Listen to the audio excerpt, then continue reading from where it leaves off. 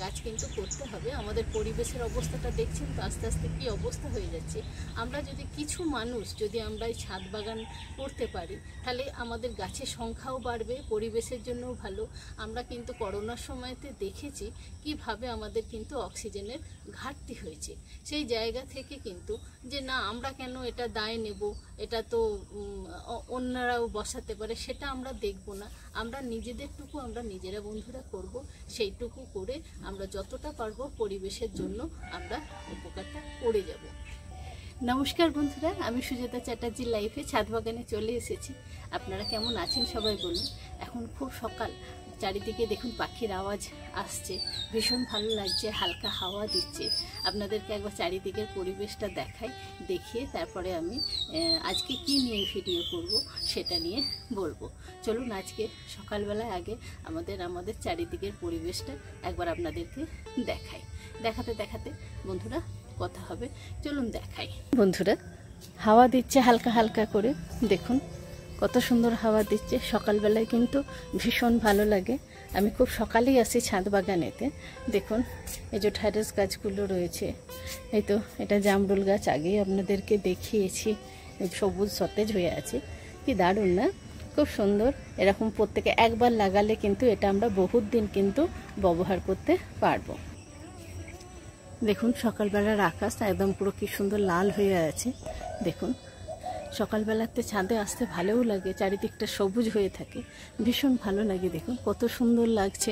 আবার চারিদিকের পরিবেশটা দেখুন, ওইখানে নারকেল গাছগুলো হাওয়া দিচ্ছে, ভীষণ ভালো লাগছে দেখতে। দেখুন কতগুলো কুঁড়ি রয়েছে দেখুন বন্ধুরা, দেখুন। আর এত সুন্দর কালারটাও না ভীষণ ভালো লাগে। দেখুন এখানে সেই পেয়ারা গাছগুলো, এই যে পেয়ারা গাছগুলো, পেয়ারাটা বড় হচ্ছে আস্তে আস্তে। আর এই যে আমার নিজের হাতে কলম করা লেবু গাছ কত বড় হয়েছে, এটাকে রিপোর্ট করতে হবে বন্ধুরা, রিপোর্ট করব। চলুন এবার দেখাই আজকে আমি কি খাবার দেব এদেরকে, দেখাই।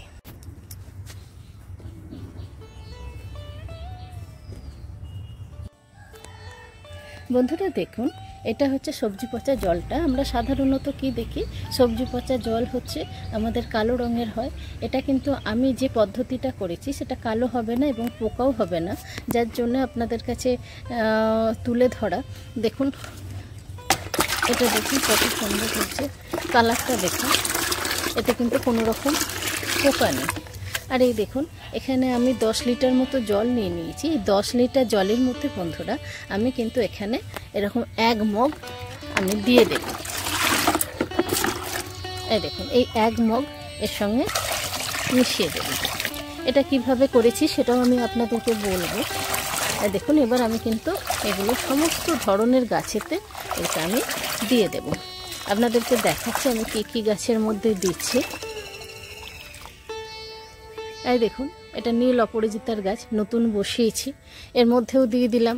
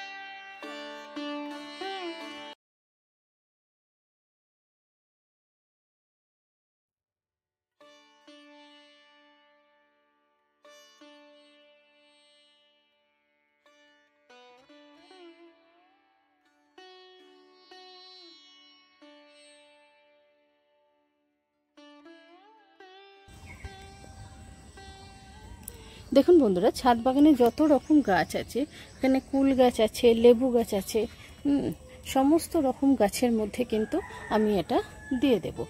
এই দেখুন এখানে স্থলপদ্ম গাছটা আছে, রিপোর্ট করা আমি দেখিয়েছিলাম কিভাবে রিপোর্ট করবেন। এই জবা গাছ, আর এই দেখুন এই যে সবজি গাছ, সমস্ত রকম গাছের মধ্যে কিন্তু আমরা এই সারটাকে প্রয়োগ করব।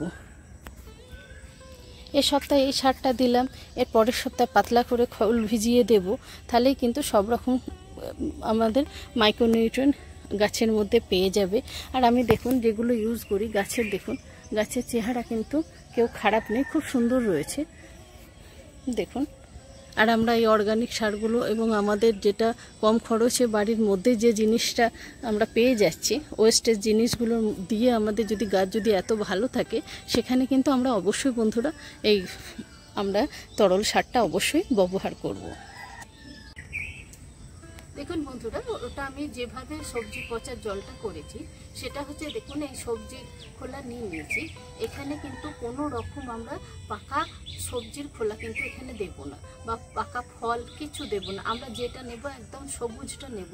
আমরা তরমুজও নিতে পারি, তরমুজের যে সবুজের যে খোলাটা, সেই খোলাটা কিন্তু আমরা অবশ্যই বন্ধুরা দেব। শসার খোলা দেব এবং আলুর খোলা দেব, এই সবগুলো দেব।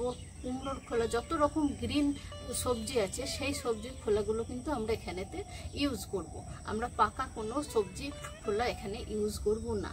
এই দেখুন আমি এইটাই 4 লিটার একটা জলের মধ্যে এটা কিন্তু আমি দিয়ে দিচ্ছি। এরকম দিয়ে দেবেন এটাকে, ধরুন দিয়ে দিলাম। আর এর মধ্যে বন্ধুরা আমি দেব, দেখুন আর দিতে লাগছে, দেখুন এই দেখুন এইটুকু গুড় আমি এর মধ্যে দিয়ে দিলাম। এইটুকু গুড়টা দিয়ে দিলাম বন্ধুরা। এবার এটাকে আমি কি করব, এটাকে আমি 3 দিন ভিজিয়ে রাখবো। এটা চাপা দিয়ে একটা ঠান্ডা জায়গাতে রেখে দেবো। রেখে দিয়ে বন্ধুরা আমরা এটাকে 3 দিন ভিজিয়ে রাখবো। 4 দিনের দিন এটাকে আমরা ব্যবহার করব। ভালো করে ওলঢাল করে নেব দিয়ে, আর আমরা প্রত্যেক দিন একবার করে বন্ধুরা এটাকে একটু নাড়িয়ে দেবো।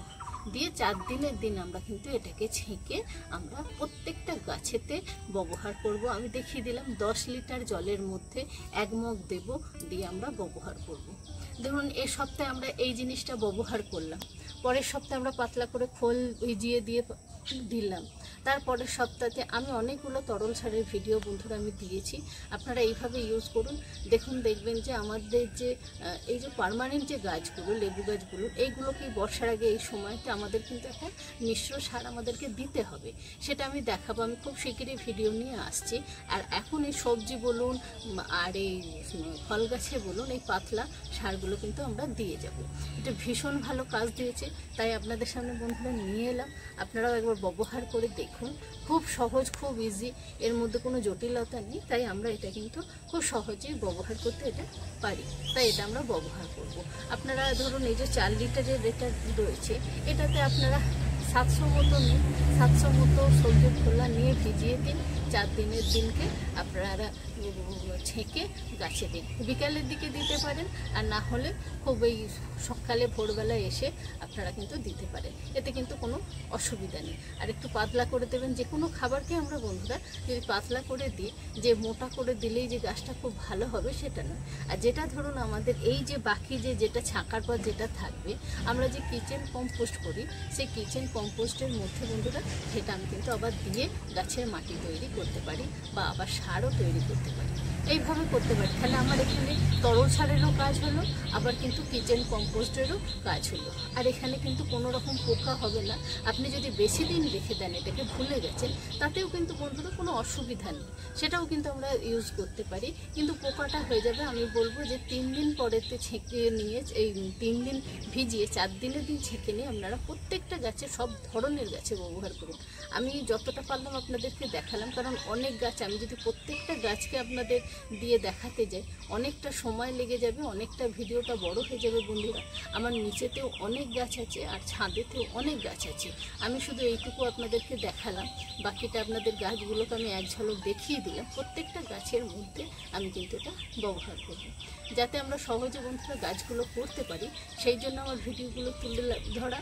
এবং আমার যদি এই ভিডিওগুলো আপনাদের ভালো লাগে, লাইক, শেয়ার, কমেন্ট করবেন এবং সাবস্ক্রাইব করবেন।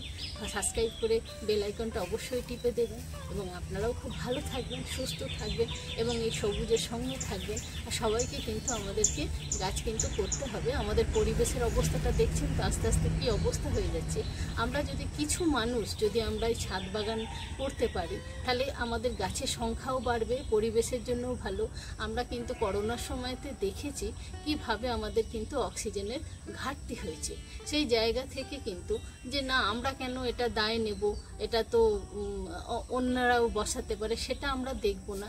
আমরা নিজেদেরটুকু আমরা নিজেরা বন্ধুরা করব, সেইটুকু করে আমরা যতটা পারবো পরিবেশের জন্য আমরা উপকারটা করে যাব। এই ছিল আজকের ভিডিও বন্ধুরা। সবাই খুব ভালো থাকবেন, এই সবুজের সঙ্গে থাকবেন। নমস্কার।